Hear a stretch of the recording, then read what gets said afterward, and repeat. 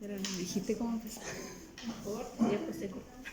Claro, eso lo puedes cortar. Después lo ponemos en Ahí están las preguntas. Creo que ese era el orden.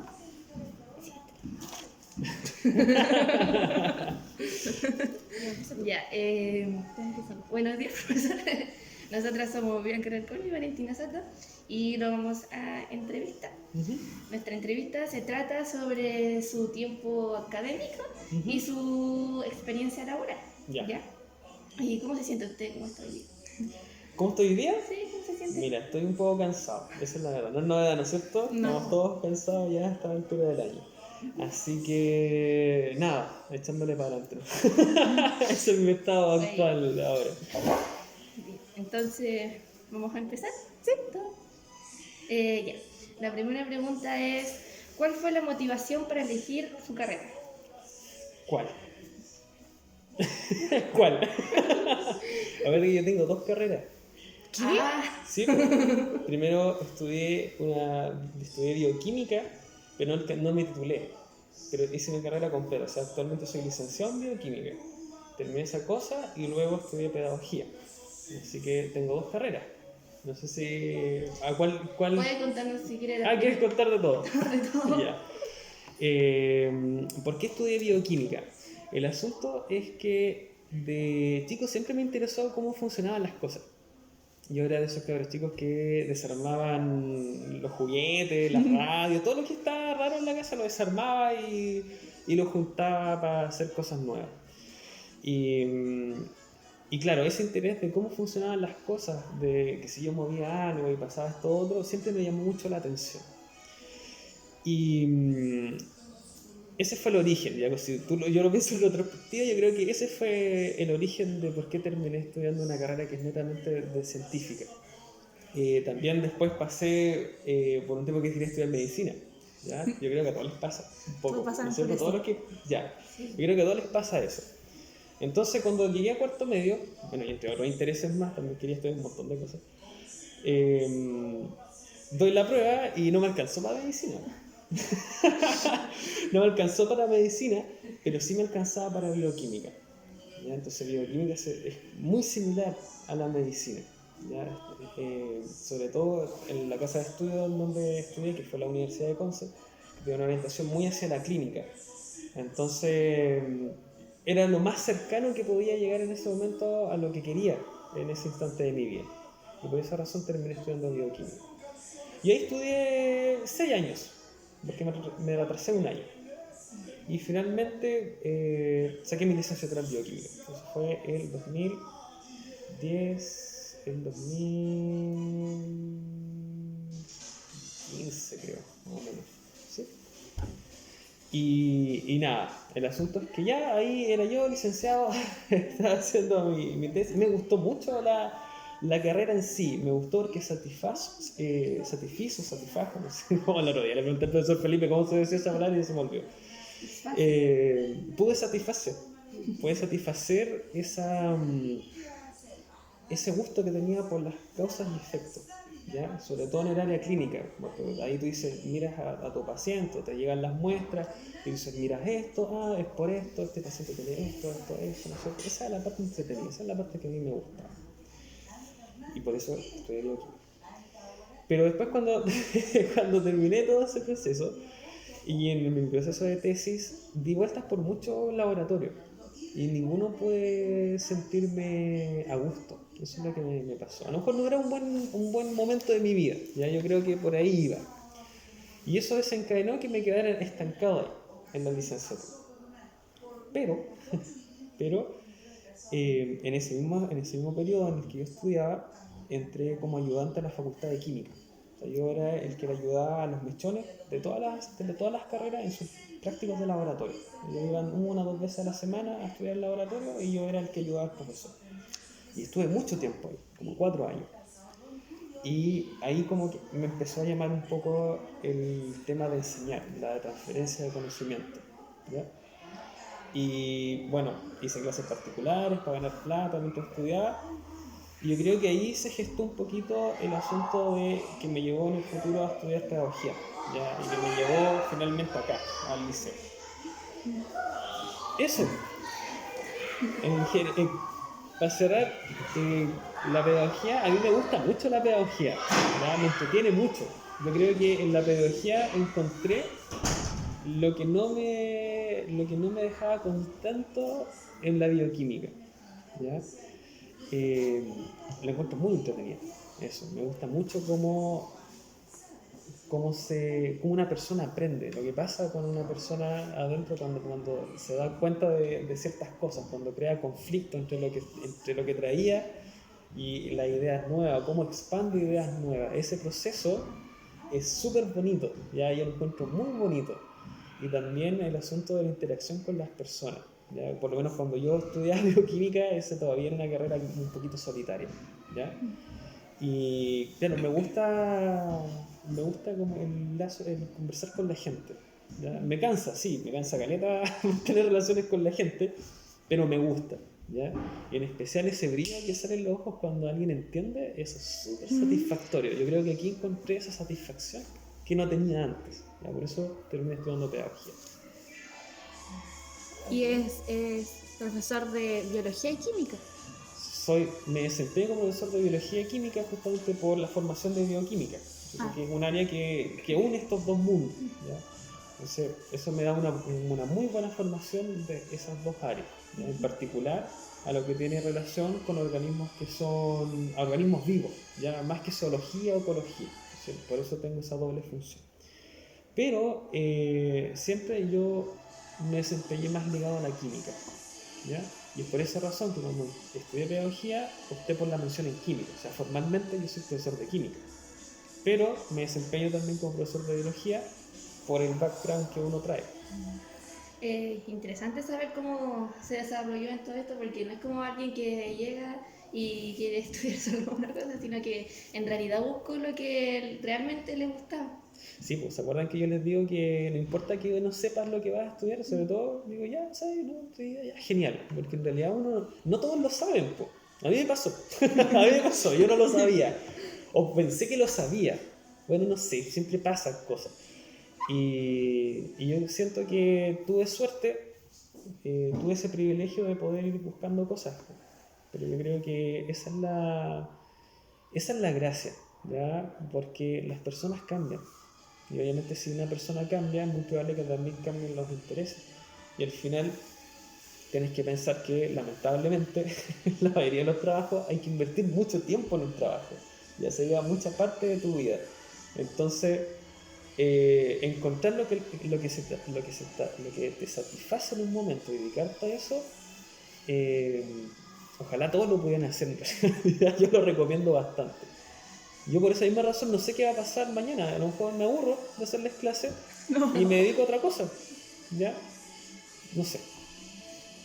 Así que en realidad es como Es, es como pierdenle miedo a eso, a no saber o a equivocarse, porque en realidad no pasa nada.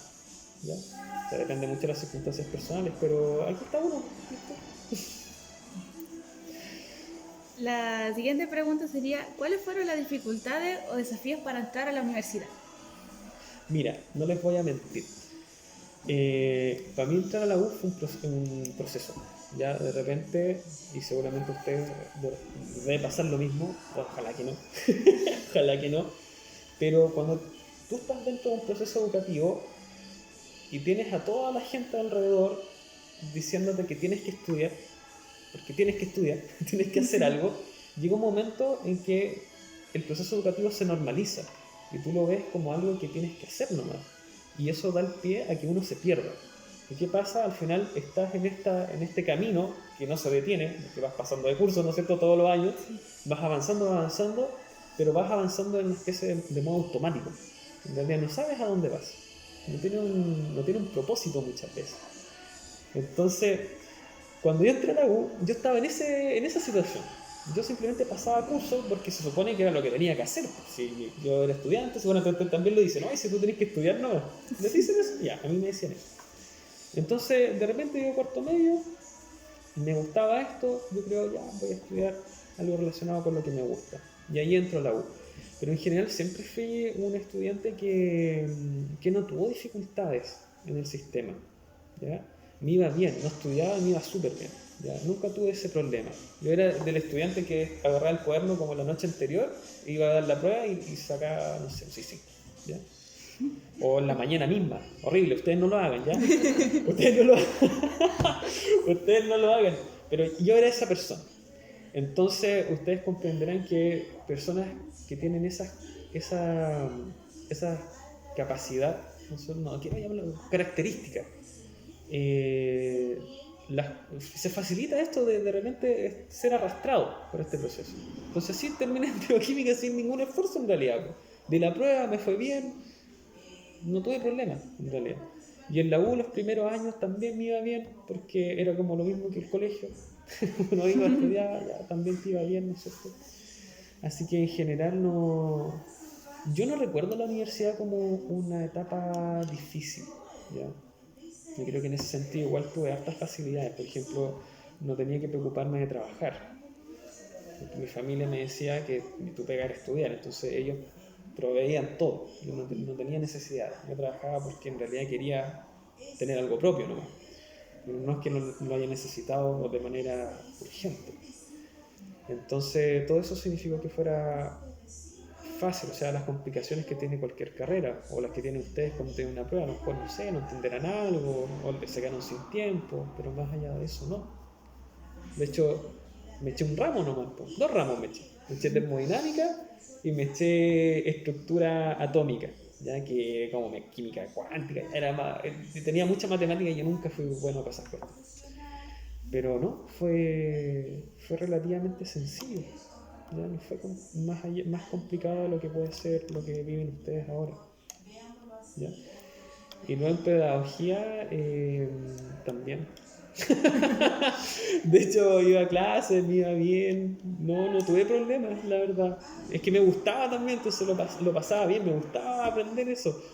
Y no lo vi como algo complejo. Lo único difícil es que en la U tienes que leer mucho, y ahí eso de repente cansa, agota un poquito. Pero fuera de eso, no. En lo personal no tuve problemas. Pero no hizo ningún como preuniversitario o ensayos. Sí, hice un preuniversitario. Yo tomé matemáticas y ciencias, me acuerdo, en el CEPECH. Me preparé cuarto medio, ¿ya? Y eso, sí, los preuniversitarios ayudan montones, facilitan mucho el asunto. Y acuerdo que les comentaba, pues, que tenía buenas notas, pues. Entonces pasa que de repente los preuniversitarios se acercan a los liceos y les becan a los niños que tienen mejores notas. De hecho, mi amigo, que era brutal, ese otro nivel de persona, era peor que yo, él no estudiaba nada y le iba mejor todavía, puro 7. A él le becaron casi completo en el Pedro Valdivia, ¿ya? A mí me dieron una beca parcial en el CEPECH, que yo estaba pero claro, pues ahí elegí 2 ramos para que me saliera barato nomás y ahí me preparé para dar matemática y ciencia. El lenguaje no hice nada, fui así nomás, choque. Y usted dice que se le facilitó mucho estar en la universidad, como los ramos y aprender eso, pero ¿cuándo usted cree que fue el momento en que desarrolló habilidades estando dentro de la universidad? Cuando desarrollé habilidades. Las habilidades yo creo que las desarrollas ya al final de tu carrera.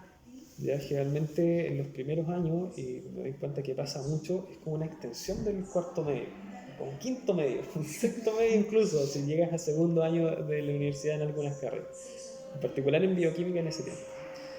Entonces ya cuando pasas la mitad de tu carrera, ya empiezas a tener otra percepción de tus estudios. Ya deja de parecer este asunto de automático, sino que ya le tomas el peso, ¿no es cierto? Y adquieres esa responsabilidad con lo que estás haciendo. Yo creo que en ese punto es donde tú empiezas a desarrollar todas las habilidades que son pertinentes. Y además que se acompañan también con la misma carrera, porque ya en esa parte, yo te digo de la bioquímica, porque en otras carreras cambia, ya desde tercer año, ya, por ejemplo, empiezas con laboratorios con muestras reales, ¿te fijas? Entonces eso también le da otro significado a lo que vas haciendo. O sea, tú dices, tengo una muestra de una persona real. O sea, yo más adelante voy a hacer lo mismo y ahí, ¿te fijas o no? Hay responsabilidad de por medio. O después cuando haces tu práctica, ya hay más complicado porque incluso interaccionas con pacientes. O no sé, estás involucrado en algún proceso, o después cuando haces tu tesis, ya que prácticamente, bueno, depende mucho quién guíe tu tesis, hay momentos que estáis solo. O sea, te dicen, tú tienes que hacer esto y como tú lo hagas, bueno, tú me traes cómo te resultó nomás y ahí vamos revisando. Pero, por ejemplo, la proactividad, el ser autónomo, resolución de conflictos, tolerancia a frustración, que son habilidades que son más generales, ¿no es cierto?, no tan aplicadas a un área en especial, yo creo que nos vas desarrollando en la medida que vas madurando con tu carrera, ¿ya? En particular yo lo siento que va hacia los finales de la carrera. ¿Qué aprendizaje? Ah, no, eso no. Sí, ¿qué aprendizaje le dejó la vida universitaria? ¿Qué aprendizaje me dejó la vida universitaria? Qué difícil, porque la verdad es que yo siempre he sido un poco distraído, no, un poco, bastante distraído. Ya siempre estoy como perdido en mi cabeza, ¿ya? Estoy como siempre pensando cuestiones. Y eso me aísla un poco de lo que está pasando alrededor. Entonces recuerdo mi carrera universitaria justamente así, po, ¿ya? En realidad, como que lo que tenía que hacer, ¿no? ¿Ya? Y hago el retrospectivo y digo, sí, no estuvo bien. ¿Ya? Yo creo que el aprendizaje o la reflexión que hago lo hice después, ¿ya? En que debía haber aprovechado mejor el lugar donde estaba. ¿Por qué? Porque en la universidad, y me acuerdo que una profe me dijo justamente estas cosas que hacía la ayudantía, que yo le tomaba las pruebas y yo era el goma. Me decía, claro, que la universidad es ese punto de inflexión, ¿no es cierto?, entre tu etapa de aprendiz y tu etapa de profesional. O sea, bueno, vale, cuando uno entra a trabajar, no es que entre a trabajar de una, sino que igual siempre hay un soporte que te va apoyando. Pero ese punto de la universidad es donde tú, entre comillas, juegas a ser profesional, ¿ya? Y te puedes mandar errores. Y no pasa nada, que estás aprendiendo y tienes a tus profes, ¿no es cierto?, que te prestan ropa, te ayudan. Entonces, te da posibilidades de armar redes, de probar cosas nuevas, porque la universidad, la gracia que tienen es que siempre están muy actualizadas, están en general en carreras de investigación, bueno, en cualquier carrera, eso es transversal, te relacionas con un tipo de conocimiento que es de frontera, ¿ya? Entonces eso te permite probar de todo y si te equivocas no pasa nada, ¿ya? Entonces yo creo que a posteriori yo creo que debía haber aprovechado mejor esa instancia, ¿ya? Yo creo que es el miedo a equivocarse. Yo creo que hay que dejar de lado el miedo a equivocarse. Yo creo que el miedo a equivocarse es una de las peores cosas que uno puede tener como persona y cuesta tanto desarraigarlo de uno, porque uno tiene miedo a equivocarse, sí. Uno no lo hace. Y arriesgarse implica tomar oportunidades, ¿ya? Y al final las oportunidades son las que te hacen crecer.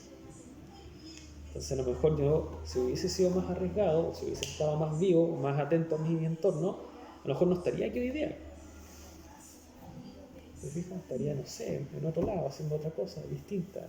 No sé, estudiando algún gusano que nadie conoce, en el volcán que tampoco nadie ubica. Las cosas cambian, ¿te fijas? Yo creo que ese fue el aprendizaje, como perder el miedo a equivocar. Y hablando de que las cosas cambian y todo eso, ¿usted cree que su rutina a cuando estaba en la universidad y como es ahora ha cambiado mucho? ¿Es como demasiado agotadora su rutina ahora? Mi rutina en la universidad no era agotadora.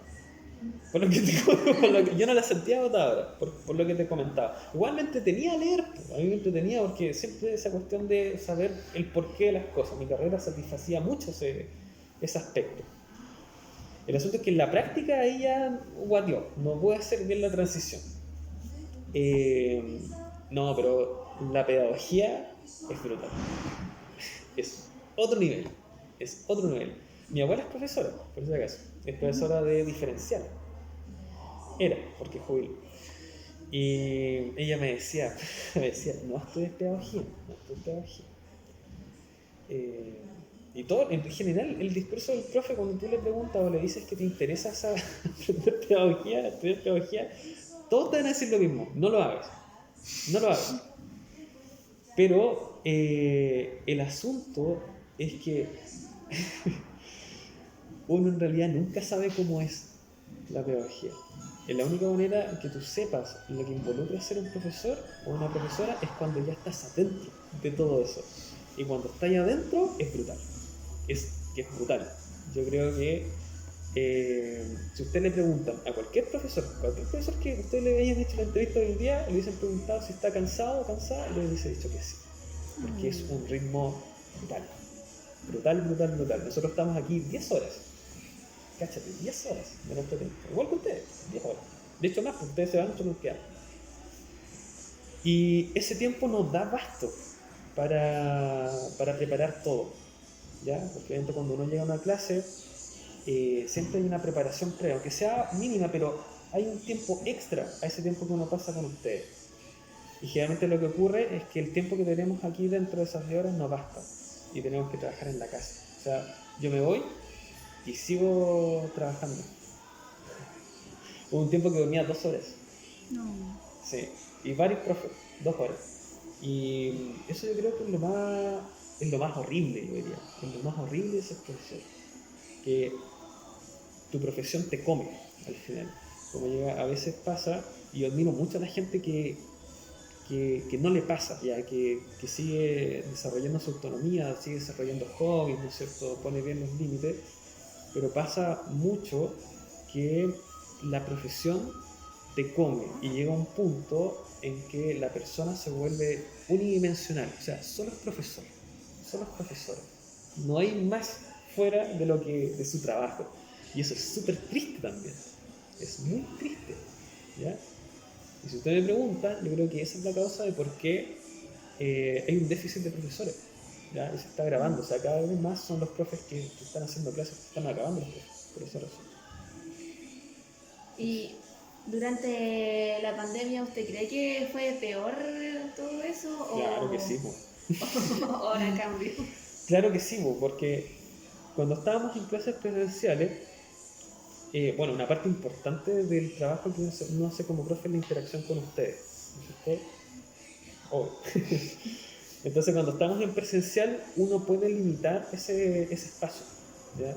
Desde que entramos hasta que salimos, ¿cierto? Después de que ustedes salen, no hablamos más, ¿ya? A no ser que tengamos una situación bien particular, por ejemplo, gente que está en taller, o que tiene otras cosas, alguna cosa bien puntual, ya, esas personas sí siguen comunicándose con uno después de las jornadas. Pero lo que pasó en pandemia fue que, como no había un horario o un espacio físico de trabajo, en conjunto con este asunto de las comunicaciones, que ahora se da por hecho que uno tiene que estar disponible siempre, que la comunicación es instantánea, por ejemplo WhatsApp, se desdibujó el horario de trabajo. Entonces, ¿qué significaba eso? Que estaba respondiendo mensajes todo el día, ¿ya? Y de repente seguramente de repente a ustedes les mandaban mensajes con sus correcciones, ¿se acuerdan, no? Como a las 8 de la noche, ya, o de repente hay estudiantes que llamaban a las 11 de la noche para preguntar cosas. Entonces era brutal, porque encima no tenías esa instancia en donde te podías comunicar o entregar un mensaje al grupo completo. Entonces eso implicó que al final realmente estabas todo el rato conversando con tus estudiantes, o sea, estabas todo el rato trabajando, y era brutal. Y además considerando que se perdieron, pues. Ustedes se perdían, no ustedes en particular, sino que como estudiantes, algunas personas se desaparecían y de repente llegaban después de semanas sin saber de ellos, y habían que enchufarlos, ponerles al día, que hacerles actividades remediales, porque en realidad era una situación particular y delicada, uno no sabía lo que estaba pasando en su casa, ¿no? Porque aquí en el liceo también es distinto, aquí es un espacio seguro, aquí no les va a pasar nada, ¿ya? Aquí nadie les va a pegar, no, nada, ¿ya? Pero bueno, en los domicilios eso cambia, ¿ya? Y es difícil, porque uno tiene que ponerse en ese lugar. Entonces ya en un curso que tiene 40 personas, uno tiene que considerar 40 realidades, y ahí empiezas a individualizar y te queda las cosas. Eso exigía, era muy demandante eso, estar pendiente de todas esas cosas. Fue horrible. Por eso ya no más clases virtuales, no más clases online. No, imposible. Yo creo que para todos, tanto los profesores como estudiantes, Sí. esa etapa fue demasiado horrible. Fue horrible, sí. Por esa razón. ¿Va a hacer eso o eso? Sí. Si tuviera que elegir un beneficio de su área laboral o donde trabaja ahora, ¿cuál sería? ¿Un beneficio? ¿En qué sentido? en lo personal, como que, ¿qué es lo que me satisface o un beneficio físico de ser profesor? Personal. Ya, te voy a dar los dos. Ahí tú cortas y pones el que quieras. Como te digo, a mí me da mucha satisfacción el asunto de esta transferencia de conocimiento, ¿ya? Ustedes seguramente se dan cuenta que, que siempre estoy como trayendo cosas nuevas, siempre como que nos salimos de como el sketch de las clases, ¿ya? Y es por esa razón, porque la docencia en cierto lugar, de cierta manera, te da algunas libertades, ¿ya? Y eso la hace entretenida, la hace muy entretenida, ¿ya? Conversar con gente, saber en qué está, qué piensa, ¿no es cierto? Cambiar algunas perspectivas, encontrar puntos en común.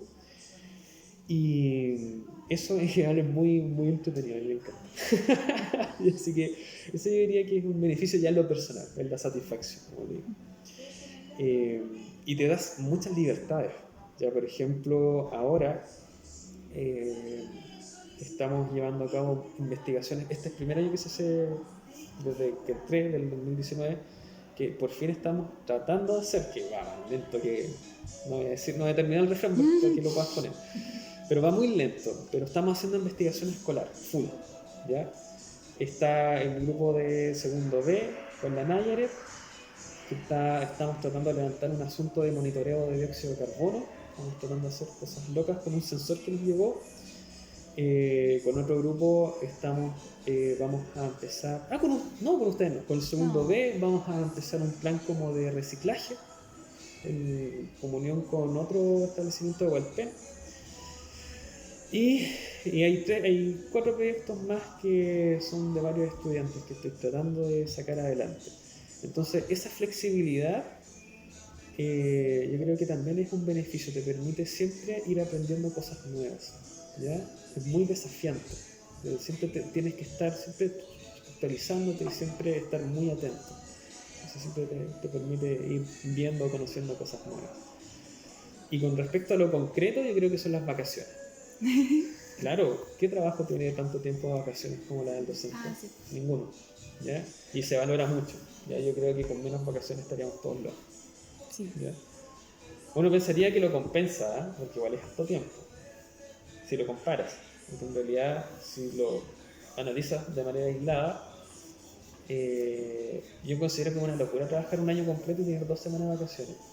Encuentro que es una locura, ¿ya? Debería ser por lo menos un mes para que te desconectes. Con este mes estuvimos bien al menos. Claro, con un mes, en la primera semana tú te desconectas, ¿ya? Y la que viene, las 2 te quedan ya para lo que tú quieras. Y después la última semana tú te vuelves a conectar. Entonces ahí te aseguras que hay un descanso prudente, pues bien, reponedor. Pero con 2 semanas nadie alcanza a hacer nada, ¿ya? Entonces eso es lo rico de ser profe, que tienes más o menos un mes y medio en donde sí puedes descansar un poquito. Pero el resto del año es brutal. Sí, no sé hasta qué punto lo vale. Ya, esa es la verdad. A veces me pregunto, ¿me gustaría tener disponible mis tardes después de las 6? ¿O prefiero tener vacaciones extendidas? Esa es la pregunta que a veces me hago. De verdad. Y ya para finalizar, la última pregunta es, ¿qué piensas sobre los métodos de admisión a la universidad? Respecto a cómo cuando usted hizo la prueba, como cuando es este año y cómo va a seguir. Sí, siempre hay una transición, ¿ya? Uno como va acompañándolo también se va manteniendo actualizado. Y uno se da cuenta, pues si uno revisa el último ensayo del DEMRE, el que salió este año en la plataforma, te percatas de que al final está desplazado hacia más habilidades que son de análisis, harta lectura de gráficos, harto que tiene relación con el método científico, ¿ya? De causa-efecto, o sea, involucra habilidades superiores en donde tú tienes que evaluar y analizar bien la información, ¿ya? No hay duda de eso, ¿ya? ¿Qué pasa con la prueba anterior? La prueba anterior tenía mucho de recordar conceptos. Entonces te preguntaban una definición, ¿no es cierto? Si no te acordabas de la definición, fuiste bueno, no había nada que hacer. En cambio, ahora, tú, por ejemplo, una pregunta, me he dado cuenta que tú las puedes responder sin saber nada del contenido. Es increíble, ¿ya? O necesitas muy poca información referida al contenido para poder responderla y salir con éxito. Así que sí, tú lo ves, efectivamente ahí se está desplazando este asunto de habilidades que son de memoria, por así decirlo, a una parte que ya es más como de análisis, como de interpretar la información que te están dando. De hecho, el lenguaje cambió mucho. Ese sí que cambió mucho esa prueba. Antiguamente te preguntaban muchos conceptos así. Definición del narrador, definición del... Sí. ¿ya? Definiciones. Y ahora comprensión de lectura. Te pesan los textos y te hacen preguntas. Prácticamente toda la prueba es así ahora. Sí. ¿Ya? Antes no era así. ¿Te fijas? Yo creo que cuando uno revisa la prueba de lenguaje te das cuenta de eso. Ahora, ¿es suficiente? Yo creo que no.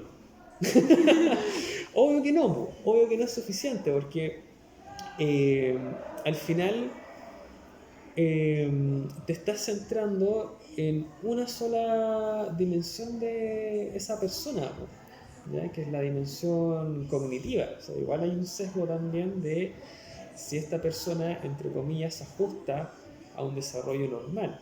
Pero, por ejemplo, ¿qué pasa con todas esas personas que no son típicas? ¿Ya? Por ejemplo, personas que tienen déficit atencional. ¿Tú crees que va a estar 2 horas y media haciendo una prueba sentado? Difícil, po. Y ahí probablemente que no le vaya bien, no porque no sepa, sino que porque está en otro lado.